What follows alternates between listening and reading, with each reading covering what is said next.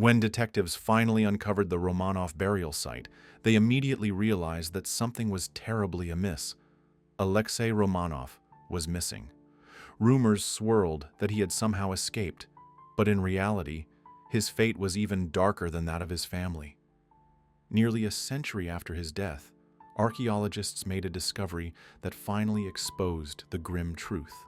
Alexei Nikolaevich of House Romanov was born on August 12, 1904, within the resplendent walls of Peterhof Palace in St. Petersburg. He was the fifth child of Tsar Nicholas II and Tsarina Alexandra. Yet, his royal lineage extended far beyond his immediate family. His family tree was filled with monarchs, more than a deck of playing cards. His most powerful connection, however, came through his great-grandmother, Queen Victoria of the United Kingdom. However, anyone familiar with Queen Victoria's descendants knows of the genetic flaw that plagued her lineage. She was a carrier of the hemophilia gene. Nicholas and Alexandra were aware that any son of theirs could inherit this condition, but in the joyous moment of Alexei's birth, they could only celebrate and hope for his health. The birth of any child is a cause for celebration, but for the Romanovs, Alexei's arrival was particularly momentous.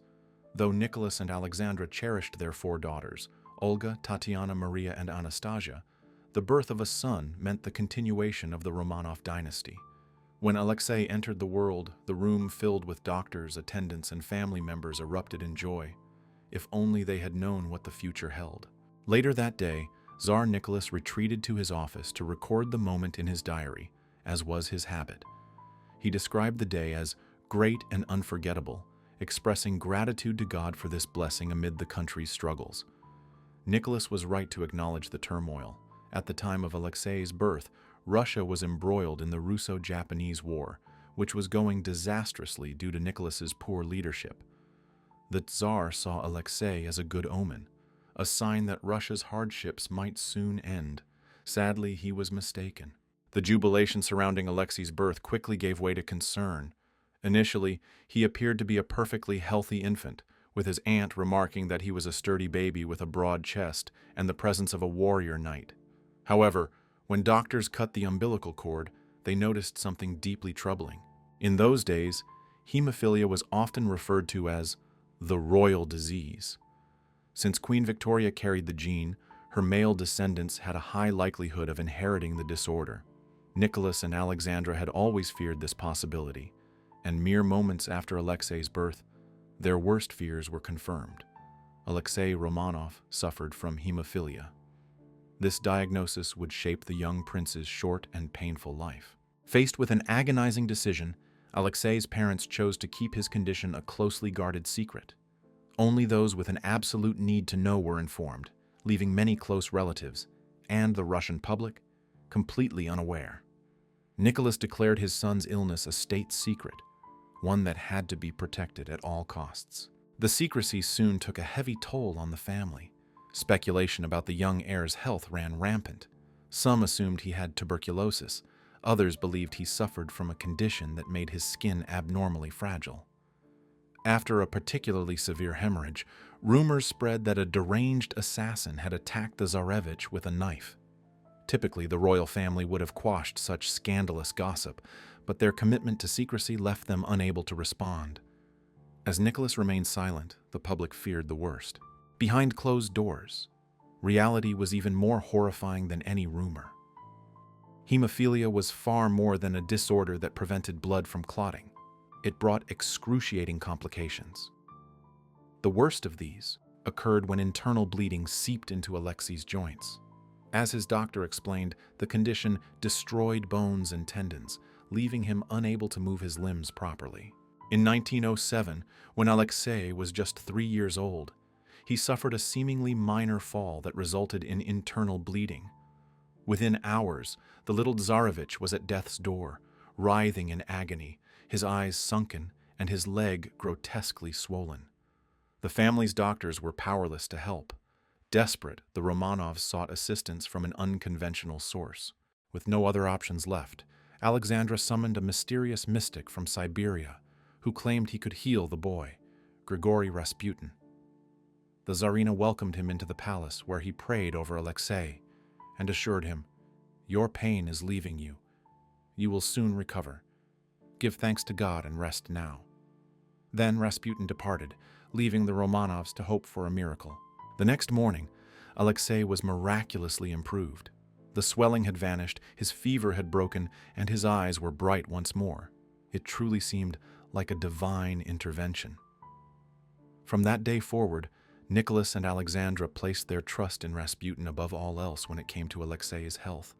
He had seemingly cured their son when all hope was lost. However, bringing Rasputin into their lives would come at a steep price. In retrospect, the Romanovs' decision to conceal Alexei's illness proved disastrous. The world could see that something was wrong with the young heir, but without an explanation, the public's imagination ran wild. When a bearded mystic suddenly appeared and gained extraordinary influence over the Tsar and Tsarina, suspicions soared. Some accused the Romanovs of overprotecting Alexei, failing to grasp the severity of his condition. Even routine activities posed a grave threat.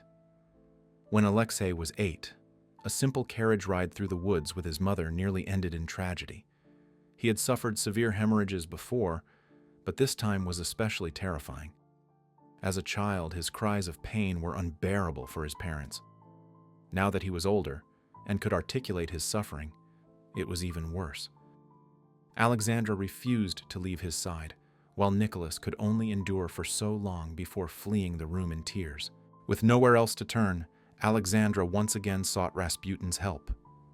Though he was not physically present, his telegram carried a simple message: "The little one will not die. Do not allow the doctors to interfere too much." Following his advice, Alexandra limited medical interventions, and astonishingly, Alexei recovered within hours. The doctors could not explain the turnaround, but they could not deny its reality. This so-called miracle solidified Rasputin's place in the Romanovs' lives. At first, it was mainly Alexandra who relied on him, while Nicholas remained skeptical. But after Alexei's dramatic recovery, the Tsar became a believer. Rasputin's growing influence only fueled the mounting distrust toward the monarchy. For now, Alexei continued to grow, though his privileged upbringing made him difficult to manage. Even at 6 years old, he exuded an air of entitlement, often issuing orders to his sisters, who obediently indulged his whims. The once beloved heir had become a spoiled prince. Yet, despite his arrogance, Alexei possessed an undeniable charm. Those who knew him spoke of his intelligence, kindness, and, most tragically, his awareness of his own mortality. The outbreak of World War I brought Alexei an unexpected thrill. Tired of his sheltered existence, he was allowed to join his father at military headquarters. Rather than indulging in royal luxuries, he embraced the soldiers' lifestyle, eating their simple rations. He also demonstrated a newfound maturity, comforting a grieving officer who had lost his son at the front. Unfortunately, Alexei's coming of age coincided with the fall of the Romanovs. His father's disastrous leadership during the war led to the February Revolution of 1917. The entire royal family was arrested, including Alexei, and Nicholas was forced to abdicate.